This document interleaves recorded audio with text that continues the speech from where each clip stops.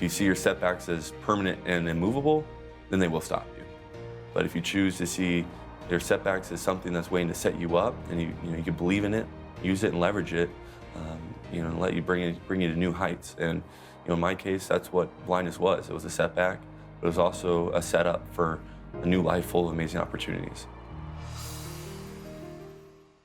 We have to start seeing our challenges through the right lenses. Having the right outlook is the key to finding strength in adversity. No one knows this better than Jake Olson. On a beautiful day in March 1997, 35 miles south of the University of Southern California, Jake Olson was born. At 8 months old, doctors discovered he had retinal blastoma, cancerous tumors in both eyes.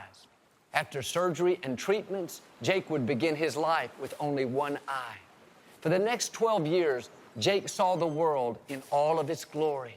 He learned to surf, play golf, but most importantly, he discovered his love for football and the USC Trojans.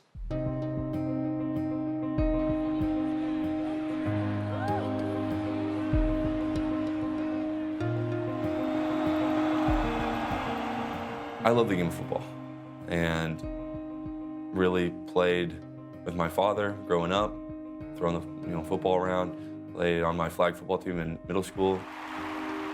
When you're in the Coliseum and obviously the crowd's going wild and it's like nothing else. As Jake grew through elementary, middle, and high school, he continued to battle cancer in his one good eye. Treatment after treatment, Jake's family fought through it. The cancer would go away, then all of a sudden, we'd go to a checkup and the cancer would be back. And so they were trying to throw all these different types of treatments that they had against it. That cancer came back around 8 times. And, each time it came back, we'd, try to fight it. And we had options of fighting, chemotherapy, laser treatment, cryotherapy, radiation, even experimental treatments. We fought for so long, and we threw everything we could at it. And it was just it was clearly a crushing moment. I picked up the phone. Sorry. I picked up the phone. It was actually the doctor that was calling, and I just remember them saying, the best option would probably for me to lose my eye. And that hurt, as a 12-year-old. I just faced 12 years of cancer and was ready to fight, for another round. And to be told I was going to have to lose my eyesight, become completely blind, it was devastating. Before the surgery to remove Jake's eye would take place, his family wanted to give him the opportunity to see things for the last time. One of those things was a USC football game. When the USC coach, Pete Carroll, heard about Jake's story, he brought him in to be a part of the team. Being here at SC helped a lot, being part of that team, and what Coach Carroll did for me was absolutely amazing. When we got there, they brought us right into where they do the team meetings. Pete Carroll was there, and he just brought Jake down to the front. And he goes, "Hey, we have a guest today, Jake Olson," stuff, and the whole team started chanting, "Jake, Jake, Jake, Jake." For the next 3 months, Jake was a part of the team until the day came when he had to have surgery to remove his eye. The next day was hard because he woke up. We had to drive to the hospital, so, he started crying when I woke him up.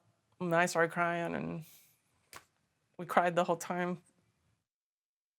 Not until really I woke up from that surgery did I really come to the sense of, hey, okay, this is my reality now, I'm blind. When Jake came out of that procedure, as devastating as that kind of was, even though we knew the outcome, he talked about light. There was something there there was light, and he just couldn't believe that his world had light. And I just thought, to this day, I still think it's so symbolic of, it has a physical aspect of light, but there's just more to it than just that.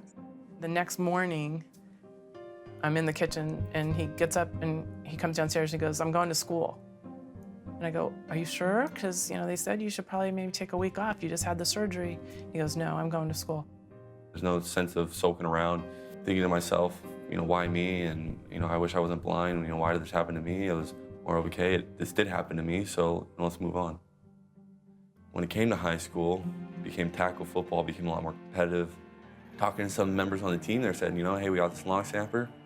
He's really good, he's graduating. I haven't set anyone up to be his replacement. When Jake told me he wanted to play football, it was within the context of he was thinking about being a center, long snapper. And my immediate reaction was, wow, that's interesting. How is this gonna work? Picked it up, became the best snapper come fall camp, and earned a spot in varsity and played varsity junior and senior year. Jake went on to become the starting long snapper on his high school team and didn't stop there. After high school, he went on to become a long snapper for the University of Southern California, his favorite team. Jake didn't let his disability define him or hold him back. After I snapped for the first time in the Coliseum, I said, if you can't see how God works things out, I think you're the blind one. And I truthfully believe that. There's so many blessings that I've been given and so many lives I've been able to touch, and further his kingdom, that I think it would be actually quite shameful if, I sat here and, was mad at him for letting me go blind. This kid came in, didn't know what to expect, but he was a phenomenal long snapper, and it just showed that no matter how big the obstacle in your way might be, just persevere and keep going and fighting whatever it is, and that's what he's definitely taught me in that way. Jake may have lost his sight, but he didn't let that change who he is or change anything about his life. He's achieving all his goals he's ever wanted to achieve, and he's inspiring people while he's doing it. If I could summarize Jake's life and story in one word or one phrase, it's fight on, which is the University of Southern California's theme and chant of, let's fight on. Jake is not afraid to share his faith or how he's gotten through. He gives credit to his faith in Christ. He goes out and speaks and helps motivate other people. God is using this, and sometimes I think that's why we go through things here, because if you never went through anything, you wouldn't know. You couldn't be empathetic with anyone else, and you wouldn't be able to share how you got through that. And so I know Jake's been a huge inspiration to so many people. I always say, there's a setup in a setback. And that means that in every setback, there's a setup waiting to happen. Now, that is true when you choose to see it that way. If you see your setbacks as permanent and immovable, then they will stop you. But if you choose to see your setbacks as something that's waiting to set you up, and you can believe in it, use it and leverage it, and let you bring you to new heights. And in my case, that's what blindness was. It was a setback, but it was also a setup for a new life full of amazing opportunities.